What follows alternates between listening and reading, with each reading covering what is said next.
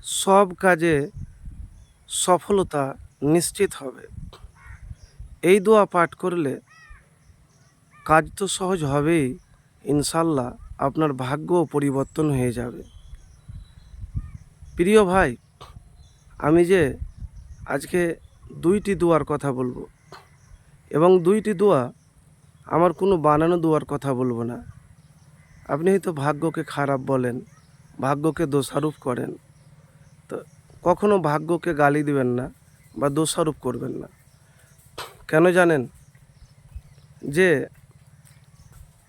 ভাগ্য খারাপ বলে বসে বাড়িতে থাকলে হবে না, আপনাকে পরিশ্রম করতে তো হবে, চেষ্টা তো করতে হবে। চেষ্টা না করে ভাগ্যের দোহাই দিয়ে ভাগ্যের দোষ কপালে যা আছে হবে, এটা ভুল কথা।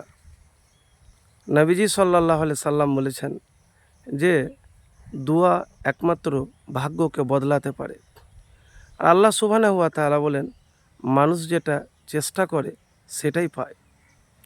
তো প্রিয় ভাই, আমি এতটুকুন আপনাকে বলবো যে ভাগ্যকে দোষারোপ না করে যদি আপনি একবার চেষ্টা করে দেখেন, দোয়া করে দেখেন, বারবার দোয়া করেন, হয়তো আমার কথা মিথ্যা হতে পারে, পুরো দুনিয়াবাসীর কথা মিথ্যা হতে পারে, কিন্তু আমার প্রিয় নবী রসুল্লাহ সাল্লাল্লাহু আলাইহি সাল্লামের কথা এক ধুলার কড়িকান পরিমাণ ও মিথ্যা হতে পারে না। তো এতটুকুন আপনাকে বলবো যে একবার দোয়া তো বেশি করে করেই দেখুন। তো কোন দোয়া করবেন? আপনি হাত উঠিয়েও দোয়া করতে পারেন। আবার একটি দোয়ার কথা বলবে, এটিও আপনি পাঠ করতে পারেন।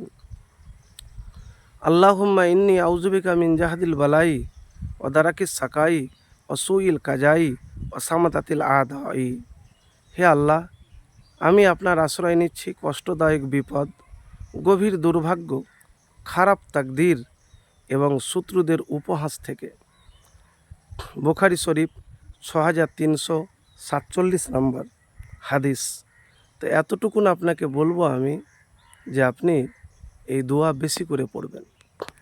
আমি দুই রকমের দোয়া বলেছি, এক হাত উঠিয়ে দোয়া করবেন আর এই দোয়াটি পাঠ করবেন। আল্লাহুম্মা ইন্নী আউযুবিকা মিন জাহাদিল বালাই ওয়া দারাকিস সাকাই ওয়া সুইল কাজাই ওয়া সামাতাতিল আদাই। এর অর্থটা আবারও বলছি আপনাদেরকে। হে আল্লাহ, আমি আশ্রয় নিচ্ছি কষ্টদায়ক বিপদ, গভীর দুর্ভাগ্য, খারাপ তাকদীর এবং শত্রুদের উপহাস থেকে। মানে অনেক সময় যখন আপনার টাকা না থাকে বা আপনার জীবনে বিপদ বেশি, তখন শত্রুরা আপনাকে দেখে উপহাস করে, ঠাট্টা করে না?